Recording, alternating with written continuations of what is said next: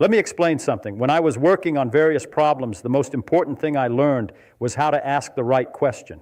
So let me ask you the right question here. What does it actually mean to leave Earth? Do we mean send a few people to the moon? We did that in 1969. Do we mean send a few people to Mars? Probably we'll do that in the next few decades. Do we mean establish permanent settlements on other planets where millions of people can live and raise families and eventually forget about Earth? Now that's a different question entirely. That's the question I want to explore with you. Let me start with something simple. Why is it so hard to leave Earth in the first place? And I don't mean emotionally, I mean physically. You see, Earth is this wonderful planet that sits in this perfect spot. The temperature is just right, the air is just right, there's water everywhere, and there's gravity.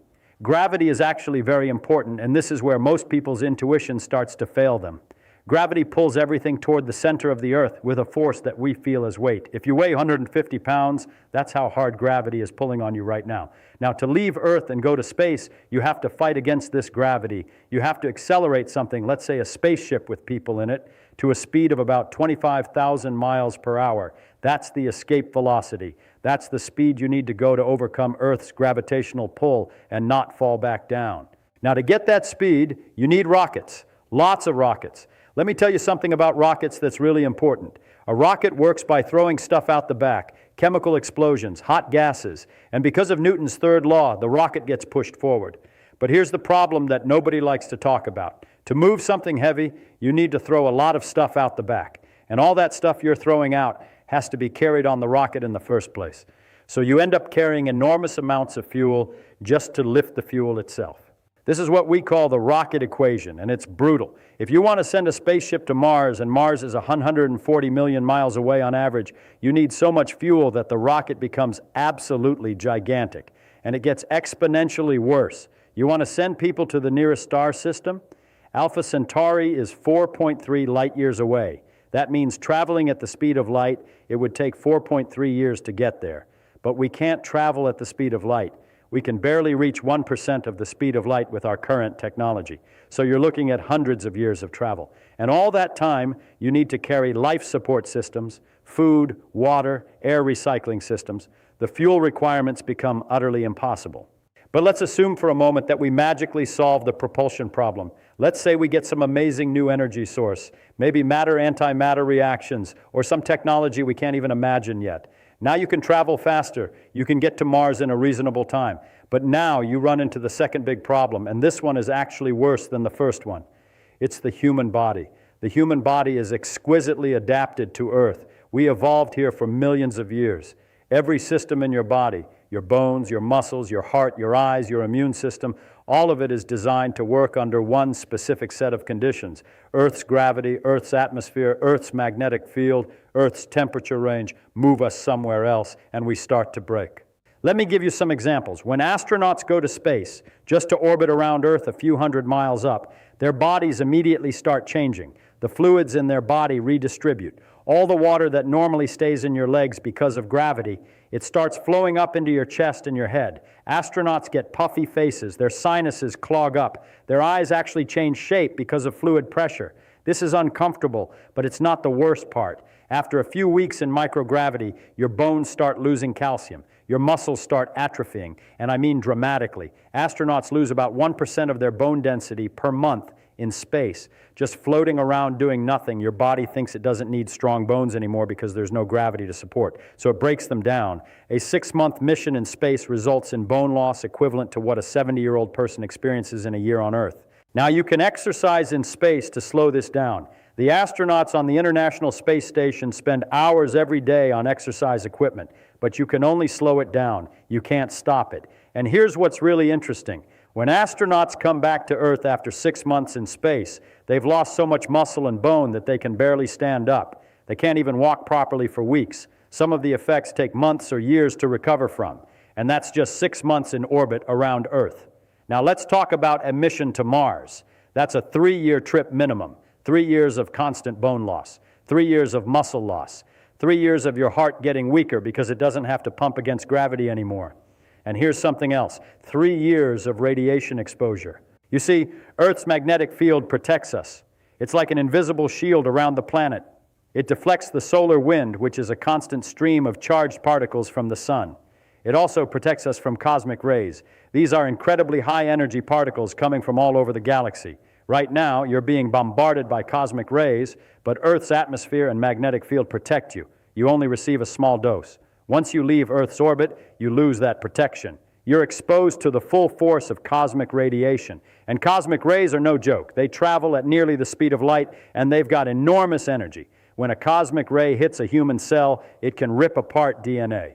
Over long exposures, this causes mutations that lead to cancer. The longer you're in space, the higher your cancer risk becomes.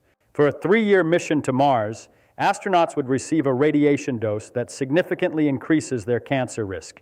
It's not something you can completely shield against with current technology because cosmic rays are too energetic. You'd need shields so thick and heavy that you couldn't possibly launch them into space. But let's say we accept that risk. Let's say we send people to Mars anyway, and some of them will develop cancer later in life. They go to Mars, they land, they stay for a while, and then they have to come back. The return trip is another 3 years of bone loss, muscle loss, radiation exposure, and when they get back to Earth, they have to readapt to Earth gravity. Their bodies have to rebuild bones, rebuild muscles. Some astronauts take years to fully recover. Now let's talk about what happens if we want to actually stay on another planet. Let's say we want to build a permanent settlement on Mars. We want to send hundreds of people, families, children, and they're going to live there for decades. Maybe they're going to have generations of people born on Mars. Okay, so they get to Mars. They're going to spend 3 years getting there, and they're all going to arrive already damaged by radiation and microgravity.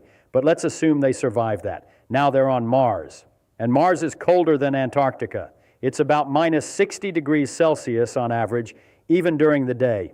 The atmosphere is almost all carbon dioxide, and it's about 1% as thick as Earth's atmosphere. The gravity is only 38% of Earth's gravity. So if you weigh 150 pounds on Earth, you'd weigh 57 pounds on Mars. Now, remember what we said about bones? Your body adapts to gravity. If you're on Mars with only 38% gravity, your body will think it doesn't need strong bones. It will start breaking down bone. How much?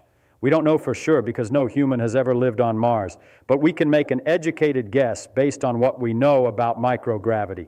On a planet with 38% gravity, you'd probably still lose significant bone and muscle mass, maybe not as fast as in space, but steadily over time. And the next generation, the children who are born and grow up on Mars with only Mars gravity, their bones will develop according to Mars gravity. If they ever try to go back to Earth, or even to a space station orbiting Earth with full gravity, their bodies probably can't handle it. They might not even be able to stand up, so they'd be trapped on Mars. They'd be a different species from their Earth-born ancestors.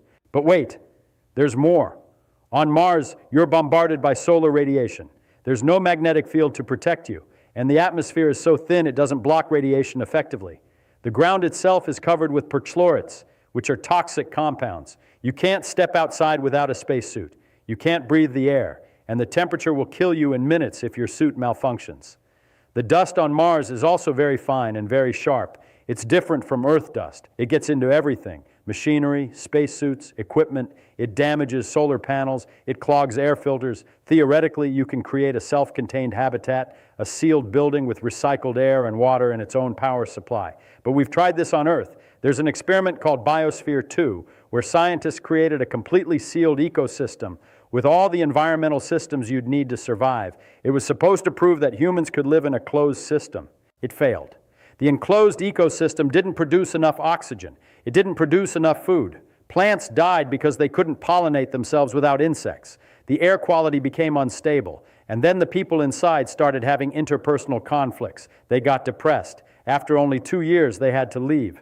8 people couldn't maintain a stable, self-sufficient ecosystem for 2 years, and that was on Earth, where they could get emergency help anytime they wanted.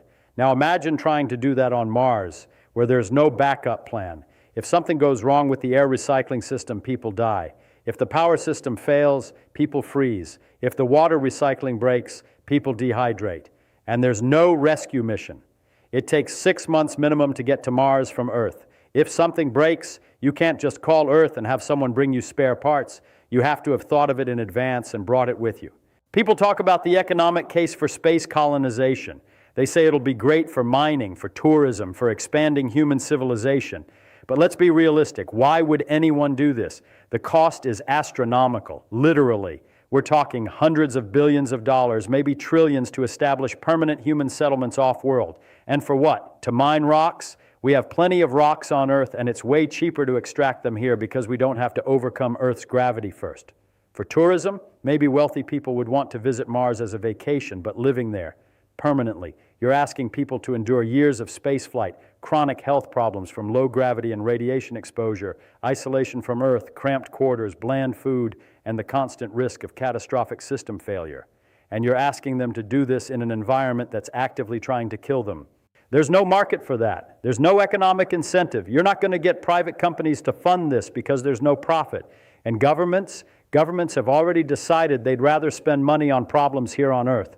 Climate change, poverty, disease, education, that's what people actually care about. But let's say, just for the sake of argument, that somehow we do establish a human settlement on Mars. Let's say we've solved the radiation problem. We've solved the gravity problem. We've created habitats that work. What's the next step? Well, if you really want to leave Earth, you have to go farther. Mars is just the next planet over. If you want to really explore the solar system, you'd want to go to the moons of Jupiter, the rings of Saturn, and if you want to go to other star systems, if you want to actually spread human civilization across the galaxy, now you're really in trouble. The nearest star system, Alpha Centauri, is 4.3 light years away. Even if you could travel at 10% the speed of light, which we can't, that's 43 years of travel. And remember the rocket equation, and remember cosmic ray damage, and remember bone loss. You'd arrive at Alpha Centauri as a ghost of a human, your body destroyed by radiation and microgravity. But some people say, what if we solve all of these problems? What if we invent magical shielding against radiation? What if we create artificial gravity in our spaceships? What if we figure out some propulsion system that can go really, really fast? Then wouldn't we be able to leave Earth? Well, here's the thing. Even if we solve all the biological problems and all the technological problems, we still run up against something fundamental, and that's the laws of physics. Einstein showed us that nothing can travel faster than light. Light travels at 186,000 miles per second. If you wanted to travel to the center of our galaxy, which is about 25,000 light years away, even at the speed of light, it would take 25,000 years. In reality, you'd be traveling much slower than that, so it might take millions of years. That's not colonization. That's not leaving Earth in any meaningful sense. That's sending probes and hoping something out there notices them millions of years later. And here's something else. The universe is expanding. It's expanding faster and faster. Most of the universe is literally moving away from us at speeds faster than light. There's this boundary called the cosmic horizon, beyond which we can never reach anything. No matter how much time passes, no matter how fast we travel, we can reach 18 million light years away at most. But there are billions and billions of galaxies beyond that distance that we'll never visit, we'll never colonize, we'll never even know in any practical way. So when we talk about leaving Earth and spreading human civilization across the galaxy, we're really talking about something that's not even possible within the laws of physics. We can visit the moon, we can visit Mars, we can maybe establish temporary settlements there, but permanent human civilization spreading throughout the galaxy, that's science fiction. It's not going to happen. Now, I know this sounds depressing. I know a lot of people love the idea of space exploration, and they're inspired by it, and I think that's great. I'm inspired by it too. But there's a difference between inspiration and reality, and I think it's important to face reality honestly. The reality is that the universe is fantastically large, and humans are very small. The reality is that Earth is actually a miracle. We exist here, in this exact place, under exactly the right conditions. And the idea that we can just pack up and go somewhere else, and everything will be fine, it's not based on how the world actually works. But here's the thing that I want you to understand. That's not a reason to give up on space exploration. It's a reason to refocus our efforts. Instead of thinking about human colonization of other planets, maybe we should be thinking about other ways to explore and understand the universe. Robotic probes don't need air to breathe. They don't get cancer from radiation. They don't suffer from bone loss. A robot can travel to another star system, and it doesn't care if it takes thousands of years. It'll just keep going. In fact, the Voyager probes launched in the 1970s are still working, still sending back data. Voyager 1 has left the solar system and is now traveling through interstellar space. It'll keep traveling for millions of years. It'll outlast human civilization probably. And in a way, that's a form of leaving Earth. That's human achievement traveling beyond Earth. That's human curiosity and engineering out there in the cosmos. And we can improve the technology. We can send better probes, faster probes, probes with better instruments. We can explore our solar system thoroughly with robots. We can search for life on other worlds. We can map the universe. We can understand it. And isn't that enough? Isn't that still exploration? Isn't that still achieving something remarkable? There's also this thing that I think people overlook. The most remarkable thing about Earth is that we live here and we're conscious. We're aware. We can think about the universe. We can ask questions about how the world works. And that's an extraordinary privilege. Most of the universe is just dead rocks and empty space. But here, on this planet, there's life. There's consciousness. That's where the real value is. So instead of fantasizing about leaving, maybe we should be thinking about taking better care of what we have. We have this amazing planet with billions of species, with oceans and forests and mountains, and we're destroying it.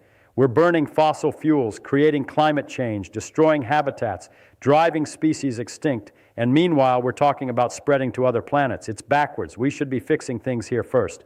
But even if we did fix things here, even if we solved climate change and poverty and disease, we still wouldn't be able to leave Earth in any permanent, meaningful way. The physics doesn't allow it. The biology doesn't allow it. We're Earth creatures. We're adapted to this place. Now, I want to be clear about something. I don't think this means we shouldn't do space exploration. We should. We should send people to the moon, eventually to Mars. We should do science in space. We should learn about the universe. These are valuable things. But we should do them with our eyes open. We should understand what we're really doing and what we're not doing. We're not leaving Earth. We're never going to leave Earth. Not permanently. Not in the way that most people imagine. Humans are an Earth species. We evolved here. Our biology is designed for here.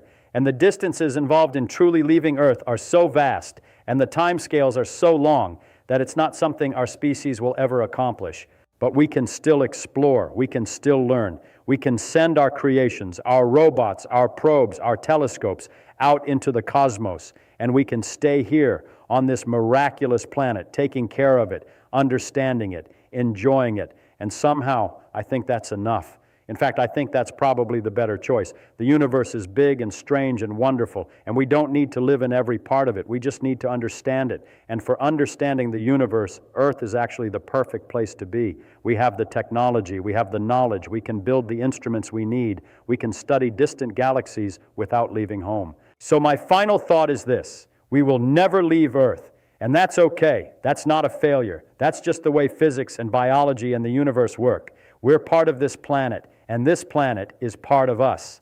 And our job is to explore and to understand, not to escape. We're explorers, but our exploration will always start and end here, on Earth, and that's remarkable enough.